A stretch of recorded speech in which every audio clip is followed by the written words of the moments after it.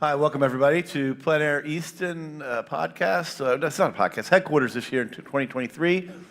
We are at the headquarters located on Harrison Street in Easton, Maryland. And we are amongst, I don't know, probably now about 200 paintings.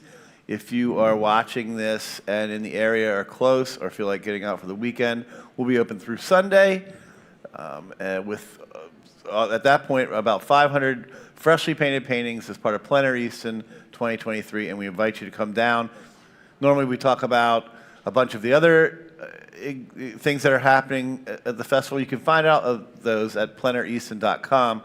But today we're talking about a subject we haven't really talked about before as part of Plein Easton, and I think it has something to do with the times, maybe.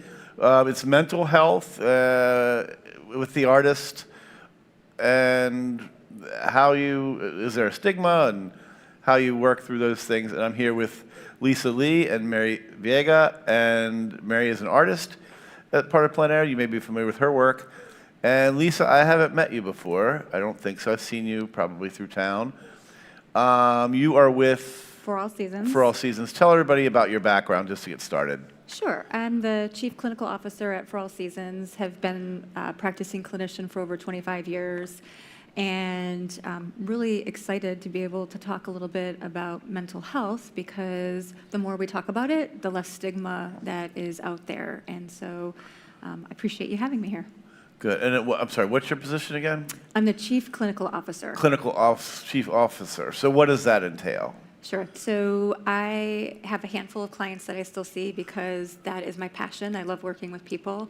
But I also have the privilege of supervising several clinicians, as well as doing a lot of administrative tasks at the agency, such as policy writing and changing workflows, and just managing the whole clinical part of the company. Right. And For All Seasons, you guys, you're growing. We're growing.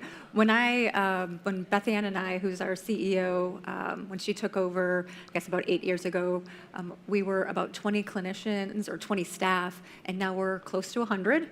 And so we've grown and expanded, and we have offices in all 5 counties, and we serve people regardless of their ability to pay.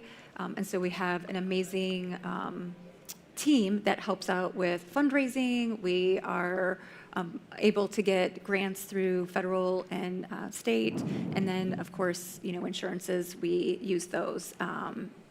But yes, we're pretty lucky. And beyond Talbot County and the viewing area, just to put this out there at the front of the thing before we get into what the definition of mental health, that sort of thing, is there a national hotline, if anybody is that you know of, that people could, on the national level? Yes, there's a national hotline that if there's folks that need mental health, usually SAMHSA is, you can look up SAMHSA, or you can Google, because now we can get everything off of the internet. Sure. Just national hotlines for mental health, or suicide prevention or suicide hotlines. Okay. Now, as we get, Lesa, we wanted to start with the definition. What is mental health? And is there a blanket definition, or does it change, with that sort of thing? What is mental health? So, there's lots of information. Again, we can just Google everything, but to consolidate it, for me, it is the psychological, emotional, and social connectedness of people. And so if we drill that down even a little bit more, it's our ability to, and I know a buzzword has been mindful, but to be mindful of what we're thinking, what we're feeling, and experiencing in the moment, and here's the critical part, without judgment.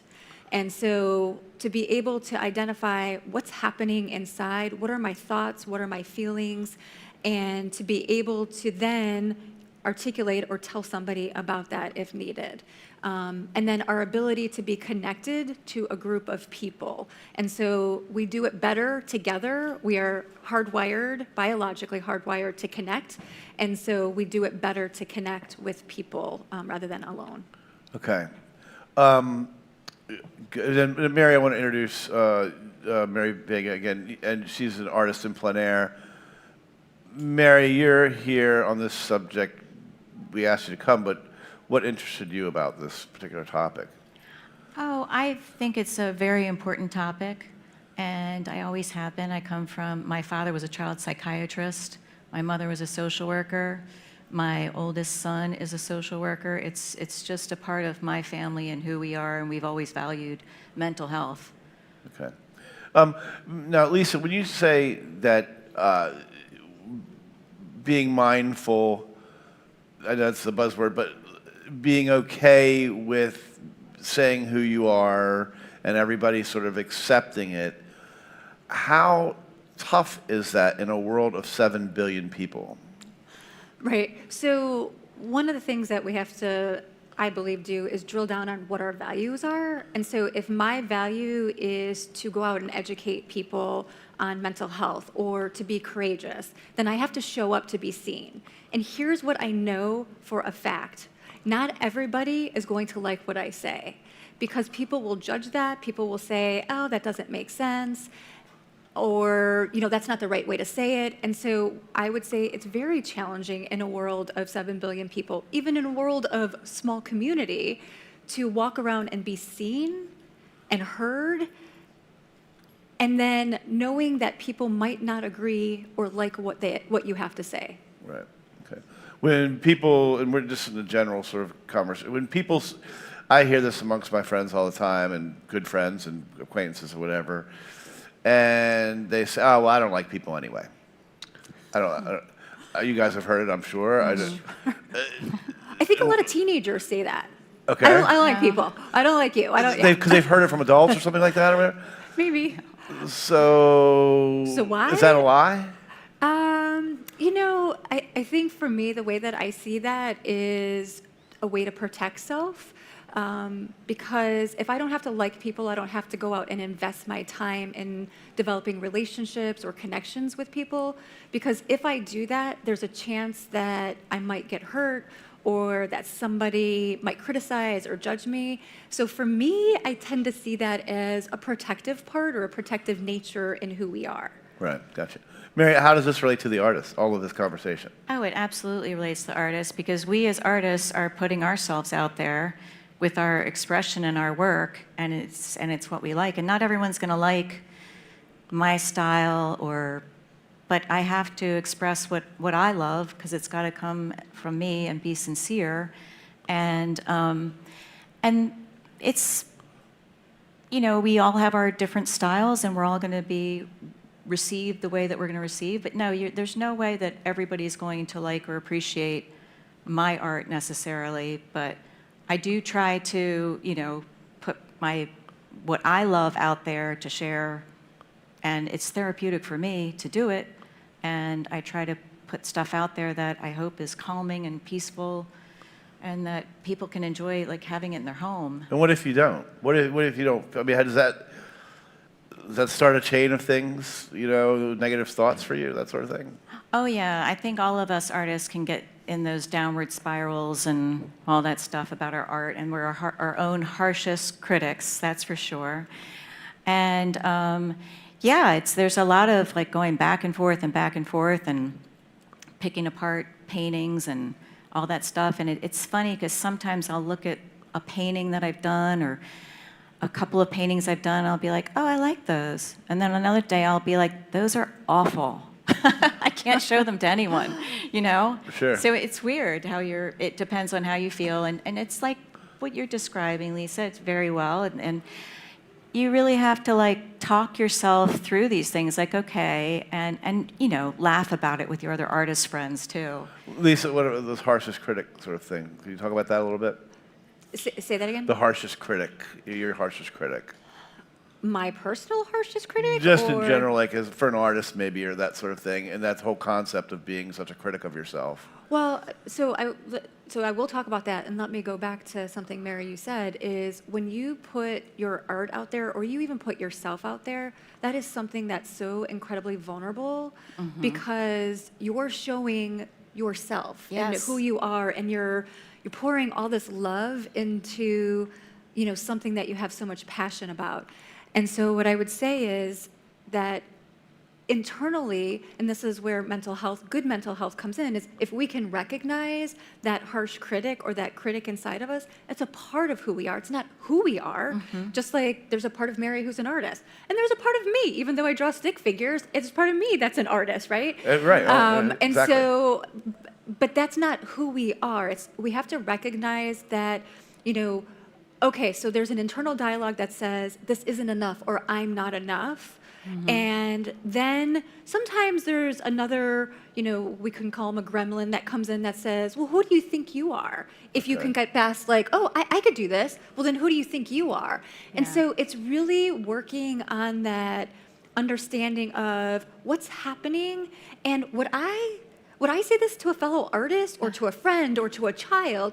And I would say 99.9% of the time, most people are going to say, I would never talk to somebody else like that. Yes. Right. Yes. Right? Yes. So why are we talking to ourselves like that? And so Exactly. that's a practice, and that's an important word. It's a practice to be able to dialogue with yourself and say, oh my gosh, there's those thoughts again. Right. And what do I need to do to change my approach or shift my thinking? Right. How do you know, Lisa? Okay, those are the things that you should be aware of. But how can you spot somebody, or if Mary were on, say, out, working in the art world in Texas and with a whole group some of the same artists and different artists, and somebody was downward spiraling, sort of like is there a progression to the mental health that you can spot, or that type of thing?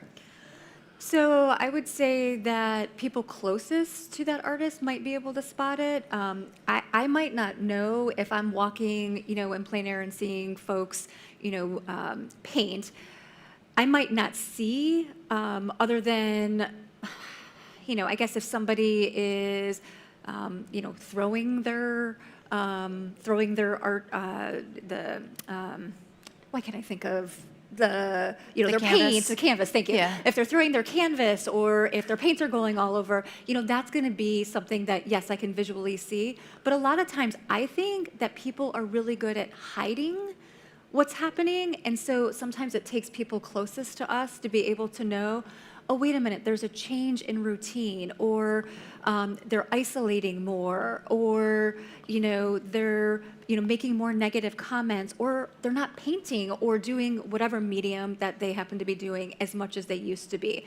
And so, yes, could I maybe see somebody visually out there, throwing stuff, or, having what I would say an adult meltdown, because I have those too. But that doesn't necessarily mean that somebody's spiraling down. It could be just in that moment, life was just too much and it became frustrating. And so we want to figure out, okay, what does that person need?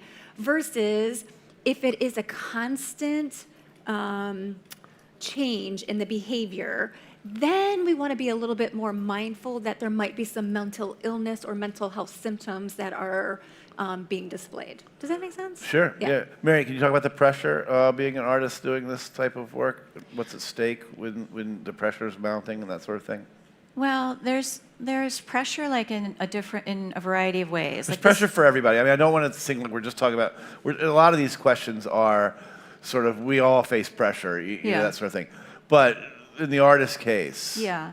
Well, okay, so for this year, for example, I've been participating in several invitationals. So they're out of state or out of town, and I'm away from my family for 9 days at a time. And that's tough because you're not in your comfort zone. You're staying with a host family that you don't know. And you also are worried logistically, do I have all my stuff? Where am I going to paint? What am I going to do? All this stuff. So you got to get yourself situated and all, and every day is a little different, worry about the weather. So there are those pressures. And then just the pressure also of like working really, really hard and day in, day out, because you want to make the most of it while you're there. And that can take its like physical toll on you, get dehydrated, sometimes you just plain hit a wall. Like I cannot, that's as far as I can go. Like that happened to me like with I was in Gloucester and there were the wildfire haze, and I had been painting out all day, and I didn't realize how much it was taking its toll on me physically, though my eyes were burning and I was just exhausted and just kind of felt really out of it. And I just was like, time to go home. And then I talked to other artists about it, which was really helpful. And they had experienced the same thing, like burning eyes, major fatigue and stuff from the wildfire. So like that, and that was helpful just to talk to the other artists about that too, that it wasn't just me and that this physical thing was going on and that we were all like exhausted from it too. Well, and Lisa, maybe Mary can talk about this. What about the pressure that people feel in this sort of everywhere, but in this, we're talking about arts, to be good and to be prolific?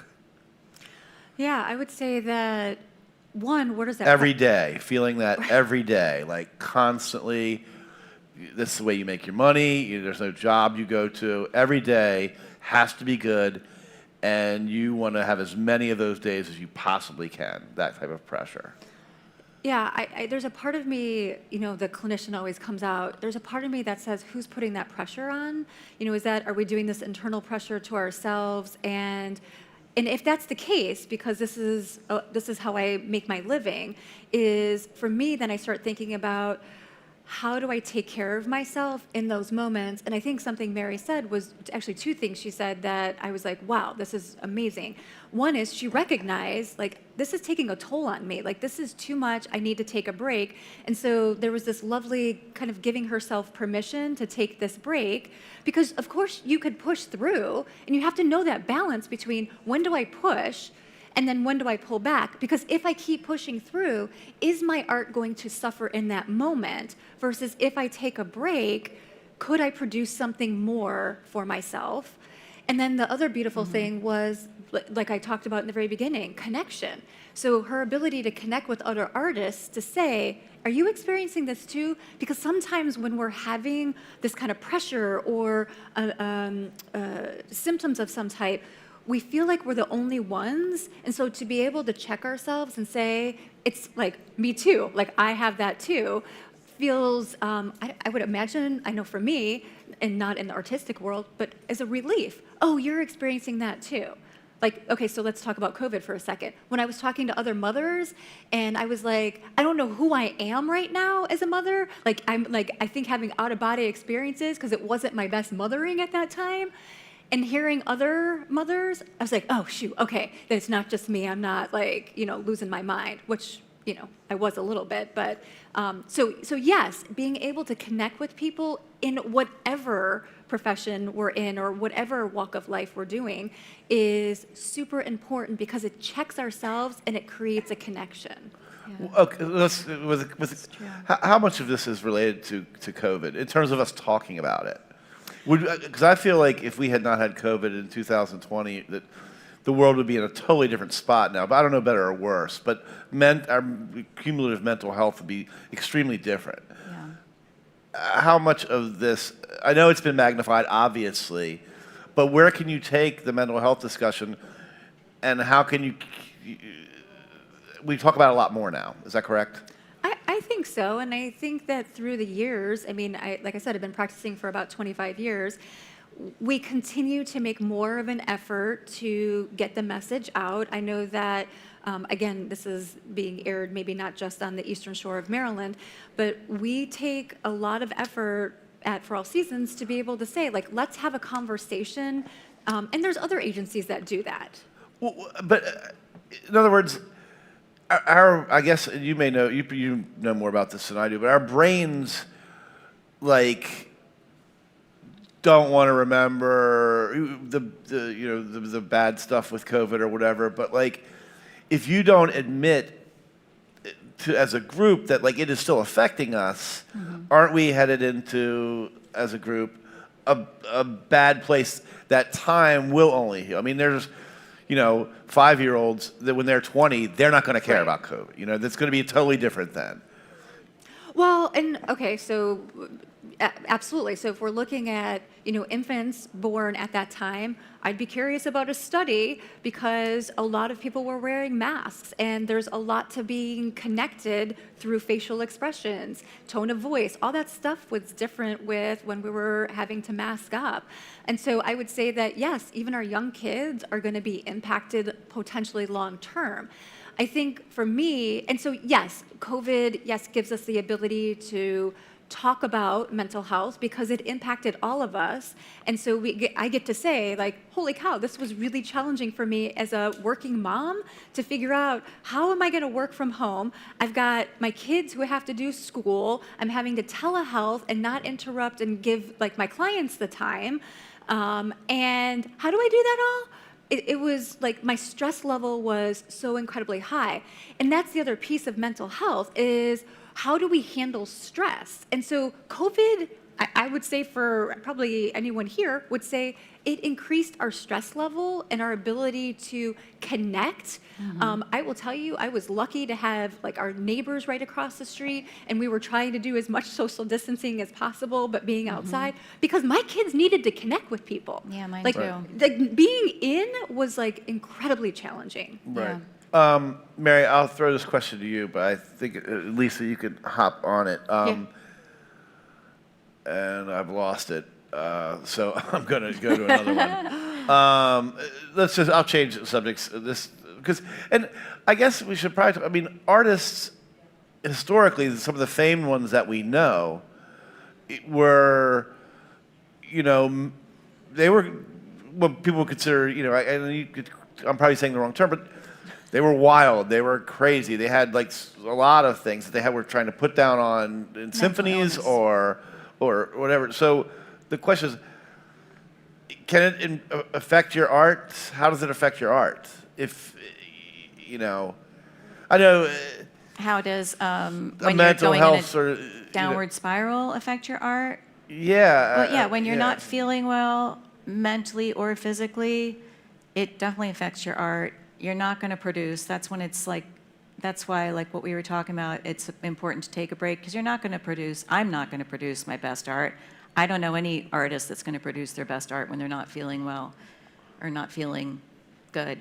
And then, but sometimes you can start painting and then you can get into a better place mentally too. And because it's therapeutic. So there's that end of it too.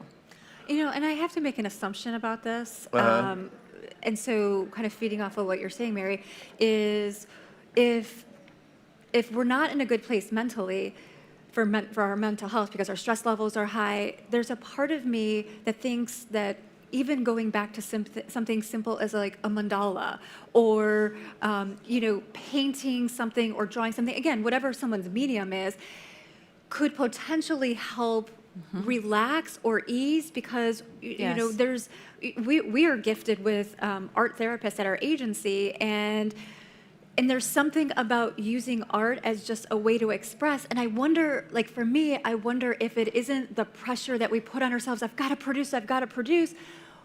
And then just simply changing our approach to, let me just use this as a way to connect with myself again, or connect with whether it's spirituality or my own internal processes. I would imagine art can be a great resource for that. Absolutely. It's very therapeutic. How so for you, Mary? Well, for example, like when I'm doing these big skies and my big paintings and doing, I consider, like, I like painting big skies and clouds and sunsets and lots of colors that I like, and the whole color spectrum. And it just kind of, to me, represents peace and, hope, because it's an inspiration too. And, sometimes I'll do them a lot softer, and I'm like, that's enough, because it's more calming. And then, other times I'll be like, I need more drama, because I'm looking for more excitement. So my mood definitely is affected and expressed in my art in that way. And it is very therapeutic. And do you have a question? Yeah. Actually, yes. I'm going to ask one more question, and then we're going to take a break, okay. and then we're going to get to audience questions, if that's okay with you. Can I stop that real quick? So it's really interesting. Before we started, I had an opportunity to walk around the building. One, to get warm because it's so chilly in here, but two, to be able to view the artists' paintings. And I think that this goes to what you said even earlier. My eye is drawn to certain things And so when we think about, the critics out there, because there's plenty of critics, you know, it's also how something moves us. And it's really funny that you say that. I'm not just saying this because you're sitting here with me, but I was really drawn to your colors because there is a sense of peace in your work. Oh, And for thank me, you.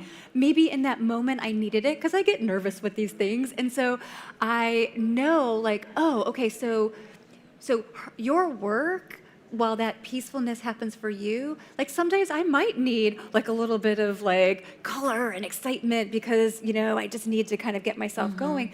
But, as a consumer of art, I'm also looking at how that impacts me. And so it's so interesting that you say like your mood and sort of the peacefulness of the colors, that totally hits me. And that's one of the things that I was drawn to when I was looking at the art today. Thank you. Well, I'm going to That's throw very this piece of sweet. paper away because you just answered all the questions on this piece of paper. Well, there we go. So we'll take a quick break right now. Again, we're with Lesa Lee and Mary Veiga at Plein Easton headquarters 2023. Please stop down. We're open every day except for Thursday.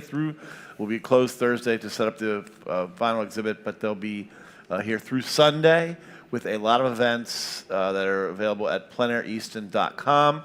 We'll be back in just one moment. Thank you. With audience questions.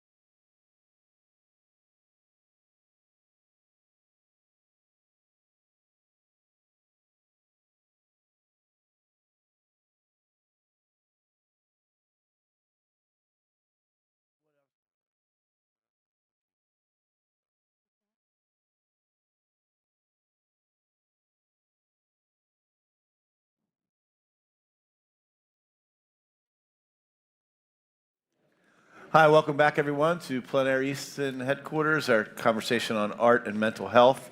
It's part of our Beyond the Canvas series. We are located in the Plein Easton headquarters on Harrison Street in Easton, Maryland. Again, if you are close by, the festival goes on through Sunday. There are all kinds of events through Sunday that you can find on pleineriston.com. I'm not mentioning those right now because we're talking about mental health and art, which is a little beyond the canvas. It's a very good name. Lesa, I'll start with you just to get this going in the second half. What's bad advice that you've heard in your profession in dealing with mental health and art, and maybe just mental health in general? Bad advice. I don't know. As a clinician, I try not to give advice. I try to, we were during the break talking to some other artists, and I loved what they were saying, which is, to really go inwards. And so I think that for me, again, it's not about giving advice. I mean, other than, you know what? Actually, let me change that. So the bad advice, let me shift. So the bad advice would be, you're fine. Just you're fine. You can keep doing it. Yeah. And so it's not bad advice. It's just an empathy miss. And so what one of the artists was saying, and I really loved what he was saying, so I wanted to bring it up, was you have to go inwards. And I loved he was saying, like, this is his way of life, both as an artist and his work. And so you have to go inwards, and then that inward reflection is what could end up on the canvas or whatever medium they're choosing. And I thought that was really important. So while the bad advice or the things you would probably not want to say is just the empathy misses that we have in life in general, like, at least, or, just get over it, or just move on, or you can do it. What's that? How about come on, let's go. Yeah, tough enough. Come on, put your big girl pants on. Yeah. So I guess that would be we would call those empathy misses. But I also want to reflect that the other end of that is the turning inwards, and that's the important piece, is to be able to turn inwards to reflect on what's happening for me, because I would imagine, so let me say this, I can imagine as an artist that is such a vital piece of what you put on, canvas, but as a human being and a person that I practice that, because it is a practice, it is a vital part of how I stay calm, regulated, present in the moment. And so the bad would be the empathy misses, and there's always reconnection or a way to make up for that mistake. And then the good advice, if we're labeling bad and good, is to really turn inward and try to find a sense of peace. And that's going to be different for everybody in how they use that. Right. Mary, I've met a lot of artists here, and I have a question for Mrs. Reuter I'm going to get to in just one second, but I wanted to kind of hop on this a little. Is there a stereotype about artists that they can all look inward? Because they're artists and they're... Well, there is a stereotype that... A stigma or whatever, yeah. Mm-hmm. Well, okay, artists are all sensitive, and that's why we are good at what we do. But a lot of them were sensitive, I guess we'd have to define sensitive, like how sensitive, because a lot of them were draftsmen or magazine people, like layout people and that sort of thing. And then they find art later in their life, or they knew they were supposed to be doing that. Maybe that's something that you could talk, like finding your whole thing. So, yes. But back to what the stereotype, are you Yeah, talking about I guess what we the were talking stereotype about that- earlier? Yeah. I mean, Well, you see all those commercials. We were laughing about this before. Every commercial for any sort of mental health, new drug or something like that, they always show an artist. And so it is like a stereotype. And it's just, I Right. guess we're just known for being a little more out there. But, with that, we're given a little bit more freedom to do whatever we want. So. Right. Okay. But if everybody's an artist, like we're in our own sort of, like you have the art of what you do, then we're all, by default, we're all out there. Okay. So I was just trying. And it was John Brandon Sills who was saying it's the going inward. What type of techniques would you say? Hey, this is how you I mean, I do a lot of acting. Acting is all about getting to know yourself. So, because there's an axiom in acting that, like, they don't need another Brad Pitt. They don't need another, you know, whoever, Goldie Hawn or Kate Hudson or whatever, because they already have them. They need you. So how do you get yourself out of there? How do you, and you have to know yourself to get it out there. As a mental health counselor, how do you work on someone like that, who maybe a painter who can't get it out, who can't go inward? That's kind of what I was sort of talking about. Yeah, I think for me, it's not what people want to hear typically, which is it's a slow process, and it takes time to build the practice or the ability to go in and look. Because for me, I wasn't always reflective. There was some fear in, like, what am I going to find in there? And, through the grace of God and trainings and people and friends and support, it gave me what I needed to be able to say, like, I can do this. I can look inward and, oh, that's anxiety, or, oh, that's self-doubt, or, oh, that's insecurity. And the important key to that is when you could do that and you can look inward, then and you're not hijacked into reacting to a situation. And so I can know myself better, which gives me permission to take my time and not judge myself, or to be able to express myself in a way without having to react or respond because all of a sudden something just hijacks me or takes over. Gotcha. Okay. We're going to go to audience questions now for anybody. We love audience questions here. And anybody, if you come down to the festival, you're welcome to chime in. We have a few more of these podcasts and interviews left. Mrs. Reuter, I believe you had a question, and I'll repeat the question back. What was it? What's your question?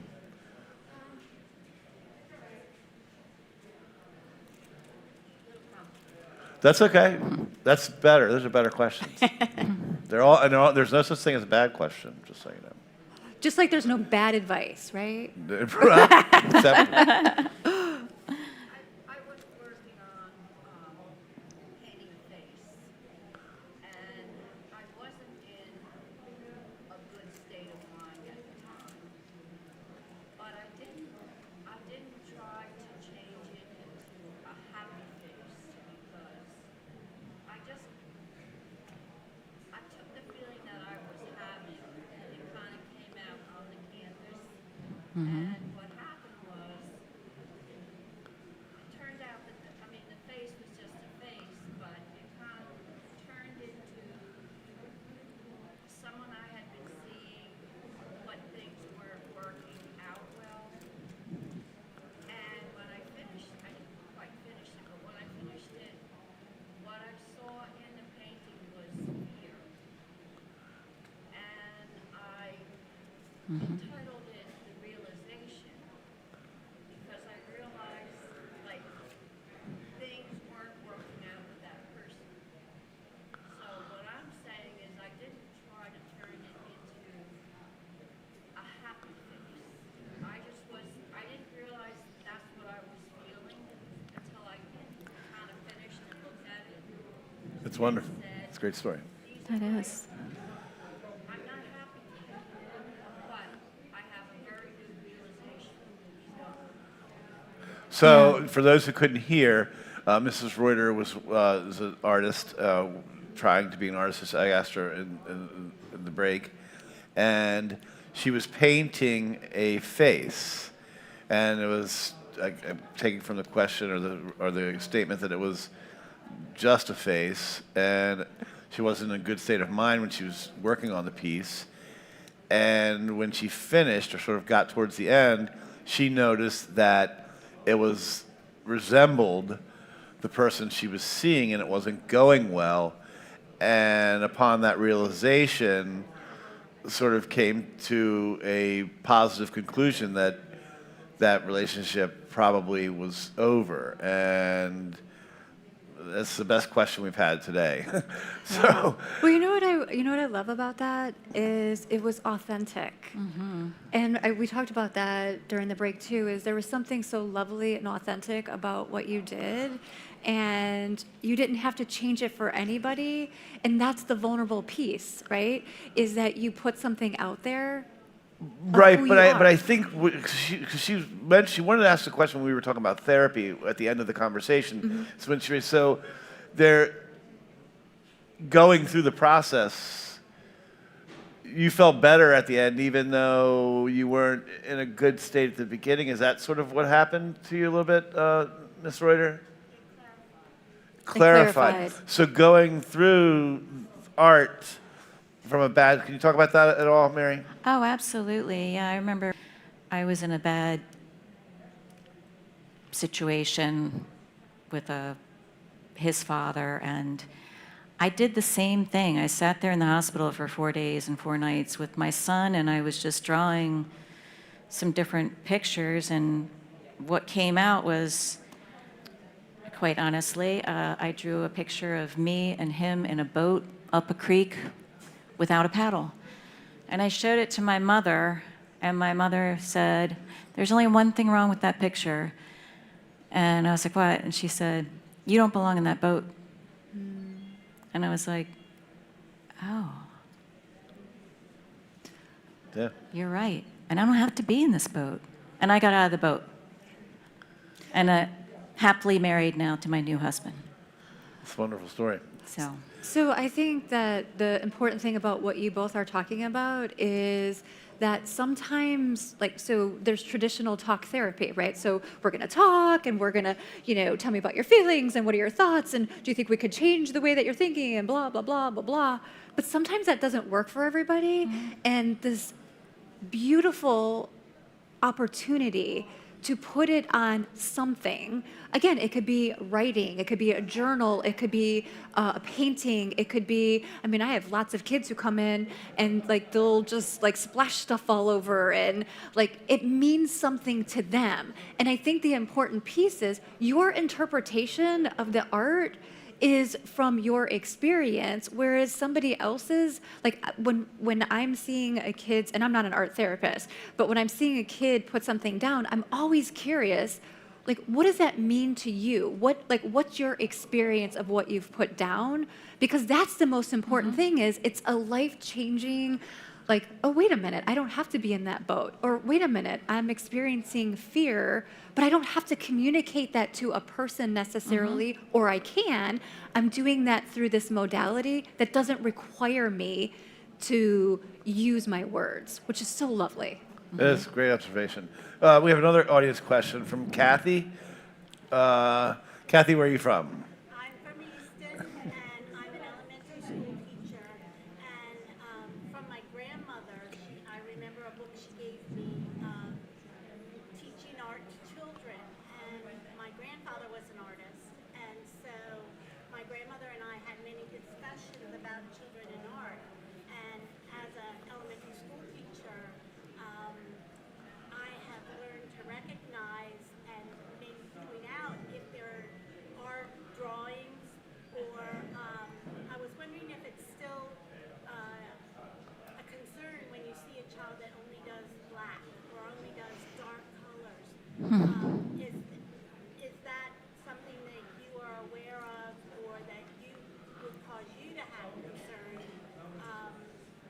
The dark colors, or if it's always graphic and gory and killing things, is that still something that you would Good. I got you. So investigate further?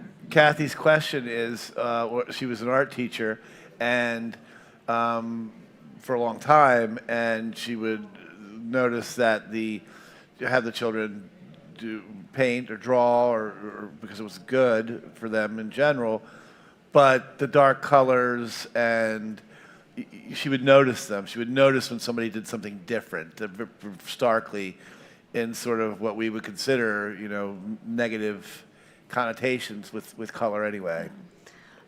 For me, and I want to make sure I preface, I am not an art therapist. There is actually an incredible amount of schooling that you have to go to be an art therapist.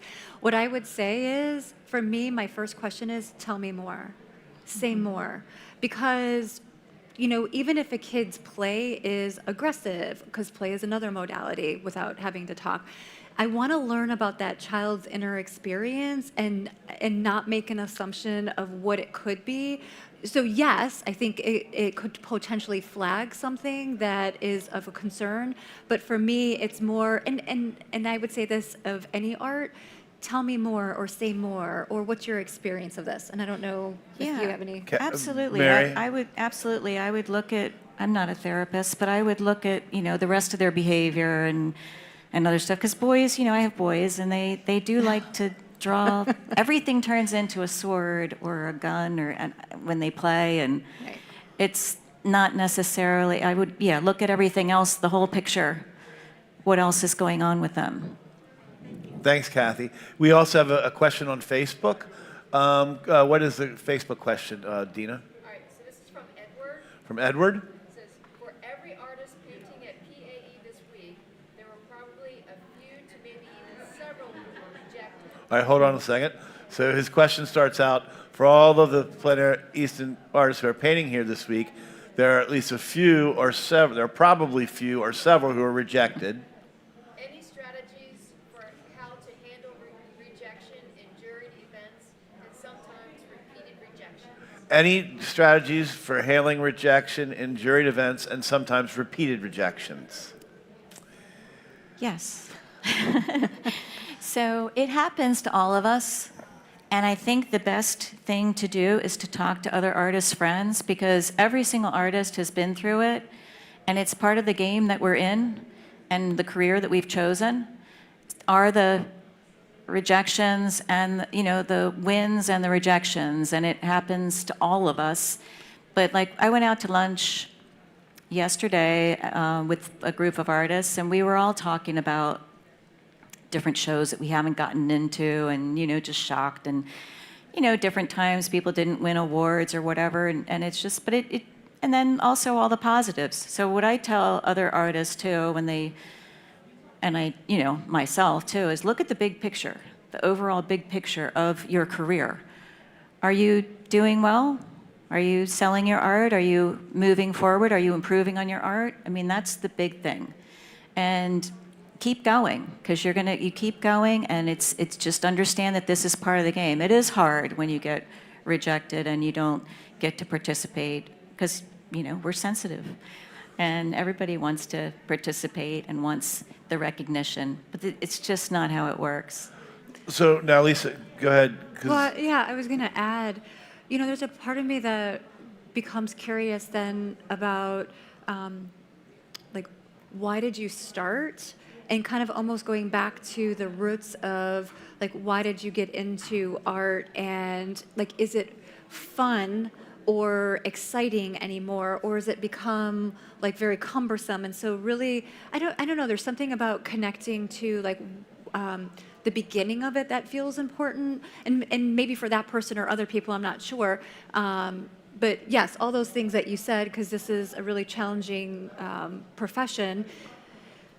But something about, again, connecting to... No, I like that's good. Keep talking about that. Yeah, so something about connecting to why did I begin, and maybe sort of pulling back to that place and remembering. And then I wonder if something could potentially come from that too. But I will Like the always... foundation. Yeah, the foundation of Like why where I it all started. began. Yeah. Yeah. Yeah. Yeah, I That think makes that's sense. probably really important because, and that's true. And I find myself going through that personally because I have some accomplishments that I'm trying to do professionally, and not professionally because I'm not paid for it, but in other avenues. And at some point, it's all about the winning, or in this case getting in. And along the way, I've gotten sort of laissez-faire about just the approach that I'm taking in thinking I should be able to do it. I should automatically be able to do it because I'm kind of accomplished it. But I find that going back to how much you enjoyed it or why I think it's an excellent observation. At least it's very, very good. Any other questions? Please let us know. So can I? Yeah, go. So there's something that Brene Brown is a big influencer in, not just my work life, but in my just personal life. And she is a researcher who studies vulnerability and shame. And there was a period in her time where she, so there's a lot of her TED Talks out there. You can Google Brene Brown vulnerability, and you can find tons of stuff, right, on her. And there's actually something specific. It's called 99U. So if you Google Brene Brown, 99U, it's specific to actually the creative world. But her theme is, in all of her stuff. And so one of the things, so she put herself out there, she gave this TED Talk, it went viral, and she talks about the man in the arena, which is a quote that changed her life. And I brought it because we're talking about like the critics, and so I'd like to I had to get my glasses during the break. Yeah. So I'd like to just read it, and it goes, "It's not the critic who counts, not the man who points out how the strong man stumbles or where the doer of deeds could have done them better. The credit belongs to the man who is actually in the arena, whose face is marred by dust and sweat and blood, who strives valiantly, who errs or who comes short again and again, because there is no effort without error and shortcoming, but who does actually strive to do the deeds, who knows great enthusiasms, the great devotion, who spends himself in worthy cause, who at best knows in the end the triumph of high achievement, and who at worst, if he fails, at least fails while daring greatly." So the thing for me that really resonates about that is like that person who asked that question. Edward, yeah. Like he's out there daring. He's putting himself out there, knowing like that this is a world where there is a lot of failure or rejection. And my hope is that for any of the artists or folks out there listening, is that the rejection or the fear does not drive them away from their passion. That they, again, remember who they are so that they can produce this beautiful work, knowing that they did that for themselves, and hopefully, and like I was saying earlier, it resonates with somebody, that it'll catch somebody's eye, but that in the end, that they stood in the arena, which is like the place where they're painting, and that in the arena, that they showed up, that they are being seen, they're putting their stuff out there, and that we know that there are people in the cheap seats out there who are willing to throw and hurl all kinds of criticism, negativity. And what we've come to learn is that if you just embrace yourself in the artist community, you will get support, and you will have people that you can be connected with. That's who you want to surround yourself with. Not the critics, not the cheap seat people who are willing to hurl stuff, but not willing to get into the arena with them. Right. So Edward, hopefully that helps. It's a great question, and I think very pertinent for today's conversation. And keep applying, because people don't get in, and people take years to get in. Some people. So I hope that you keep working at it, and keep applying, because it's a different judge every year, as you probably know, and so it's things will probably pan out over the course of time. Lisa, what else do you have on your sheet here? Oh, that was just my little sheet of, because I couldn't remember the quote all by my head. But I will say that, if we're going to, talk a little bit about the experiences here, something to bring up is the 4 self-conscious states. So like shame. 4 self-conscious states. Or affects. And so shame. Shame is a reflection on self. I am not worthy. I am not good enough. I. So there's something about me. Guilt is something about my behavior. So like if I did something and I was like, oh my gosh, I'm so sorry. It's about my behavior, and I would make amends for that. Humiliation is experienced similar to shame, except it's not deserving. So shame is, something happened to me, and I go inward and I say, oh my gosh, I am just the worst artist or person ever. Humiliation might be, somebody is painting and someone comes behind you and says, that's a bunch of crap. I don't know, can I say that? Yeah, I just crap, said it. yeah. I just said it. So that's a bunch of crap. And that person might say, that person's really mean and unkind. instead of saying, oh yeah, that guy's right, I am crap. And so the difference between shame and humiliation is like it's the person who's doing it, and Okay, I can say it's not the I statement. It's not the I. It's that person is doing something to me, and I can say that person was just mean, but it still feels really bad. And embarrassment is just like anything we all do. Like I might trip off the stage, and you might be like, "Oh yeah, I've done that, Lisa." I feel embarrassed. It's like fleeting. It goes quick. And I would imagine, in an artist's world, because it's in all of, actually, let me just say this, it's all of our worlds, we all experience shame, that it might be a little bit more profound, especially in these kinds of events, because there's a lot of people looking, and I think about what Edward said, maybe judging, and so there's maybe this internal sense of maybe I'm not enough or I'm not good enough. And so to recognize that's shame. And the only way that shame survives is to keep it secret, silent, and good old judgment. And what Mary keeps saying, which I just want to keep putting out there to the world here, is that if you dose shame with empathy and connection, that's how you reduce the amount of shame. So to be able to say to my artist friend, oh my gosh, I'm in a shame storm, and can you help me through it, is a way to reduce the feeling of shame. So just something that might be helpful for people out there. What was the second one? Shame? Shame, guilt. Guilt. Guilt is a reflection on my behavior, not myself. And then humiliation and embarrassment. Right. Okay. And they're the four what? 4 self-conscious affects. 4 self-conscious affects. So Yeah. Mary, do you have anything to add to any of those? You've been in this festival. Do they apply? Yeah, all of those feelings apply, and it's interesting. Like another thing I would say to Edward or any other artist too is what doesn't kill you makes you stronger, as cliche as that is. But then you might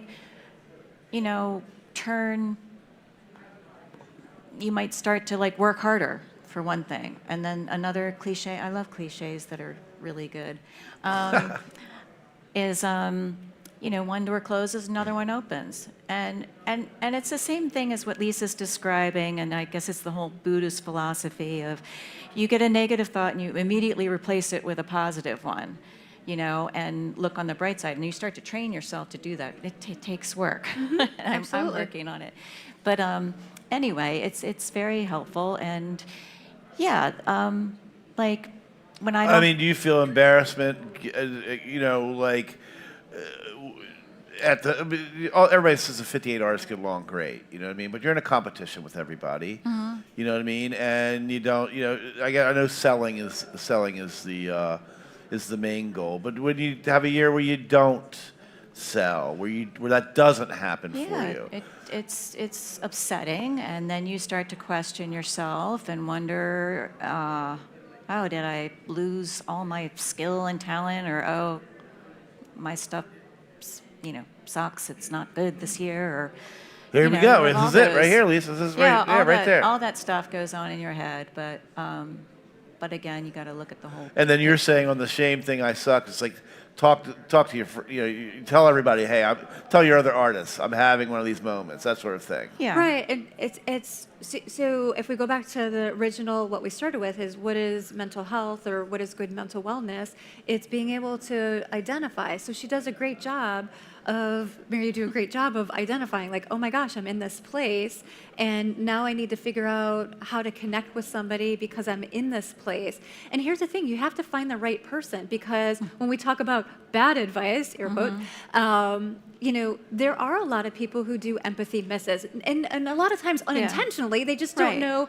Like, somebody comes to me with big feelings. Well, I know how to handle big feelings. I kind of do that for a profession. But a lot of times we want to fix it and make it better. And at least you didn't. And it's going to be. And sometimes somebody just needs to say. To vent. Yeah. Or somebody on the receiving end needs to be able to say, like, yeah, that was just really hard. And I don't know what to say, but I'm just glad that you told me. I'm glad that you are telling me that you're struggling. Let's see if we can figure it out. Or it might be, an experienced artist saying, yeah, that's really hard. And would you be open to some feedback about maybe how I can help you with some of that? So yes, it happens to all of us, whether we're artists or other professionals. We all experience these kinds of feelings and thoughts. But what we do with it is super important, and I will continue to say what you were saying, which is it's practice, it's slow, it's patient, it's connecting. And so it's all of those things that we can't expect is going to happen just from like, oh, I heard that, I'm going to do that. That's the first step, I'm going to do that, but it takes practice. And then we have another audience question. These are awesome. Kurt, you have a question? Just addressing the getting in and not getting in. Okay. Curtis, Edward, this was more And for the whole audience. for the whole audience, but Edward specifically who asked, this is more about getting in and not getting in. We're talking about that. And I want to compliment the panel and Plein Easton for having this particular subject. I have been in this event as many times as I've been rejected. Kurt has been in as many times as he's been rejected.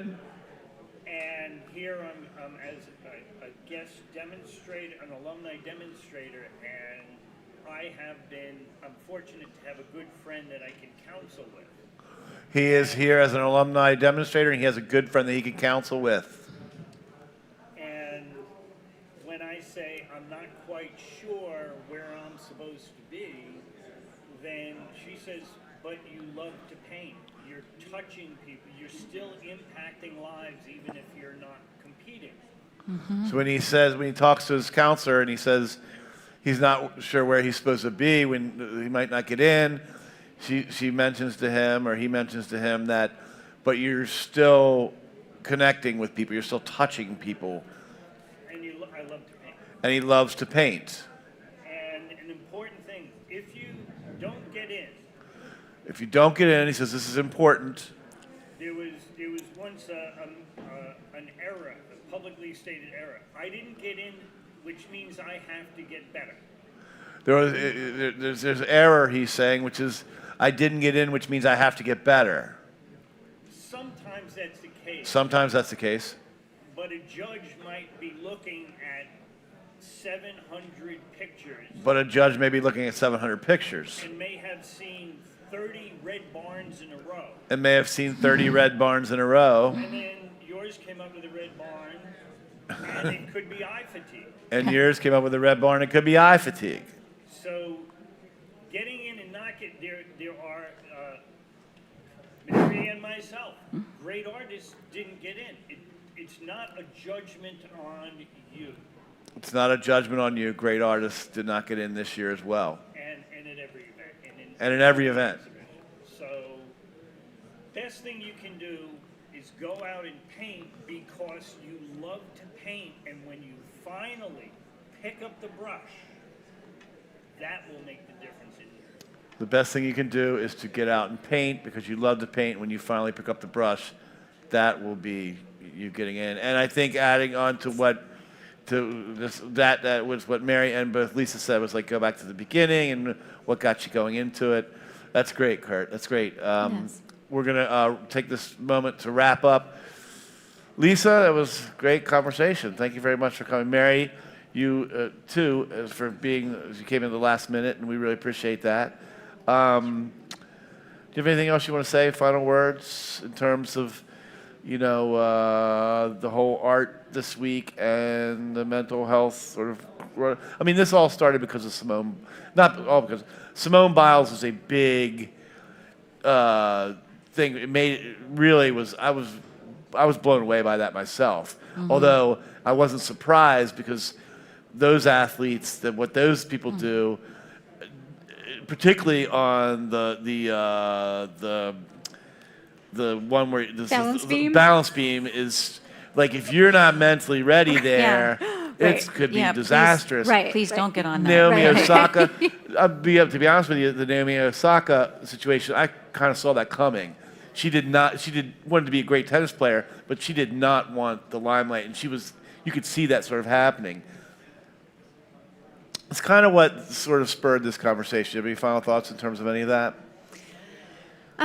No, I think Well, no, I say, but yes. So my final thought would be to take your time and to practice. And if there's a little nugget that you heard today that resonates with you or sticks with you, take that little nugget and see if you can grow it and practice with it. So it might be, I'm going to practice mindfulness, or I'm going to practice connection, or I am going to go back to the beginning and just see like what that was like for me or what I remember about. So just take a little nugget and see if you can grow that, and hopefully that helps.